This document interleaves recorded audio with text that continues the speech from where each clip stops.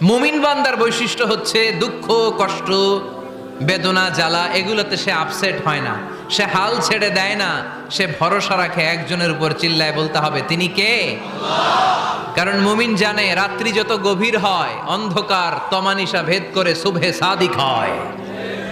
মুমিন জানে গর্ভবতী নারীর পেটের ব্যথা যেই দিন বাড়তে থাকে ওই দিনই নতুন মেহমান আগমনের সময় ঘনাতে থাকে। মুমিন জানে তার জীবনে দুঃখ কষ্ট বিপদ যত বাড়তে থাকে সুখের দিন কাছে আসতে থাকে। এজন্য মুমিনের হারাবার কিছু নেই। ফা ইন্নামা আল উসরি ইউসরা, ইন্নামা আল উসরি ইউসরা। নবী হে, কষ্টের পরেই আছে আনন্দ, দুঃখের পরেই আছে সুখ। আপনি সমস্যায় পড়েছেন, ওই সমস্যার সমাধানও আছে না নাই? এই পৃথিবীতে এমন কোন সমস্যা আছে যেটা সমাধান নাই? কথা বলেন। সমস্যা তৈরি করেছে কে? আবার সমাধানও দিয়েছে কে? আল্লাহ ডাজন্ট ক্রিয়েট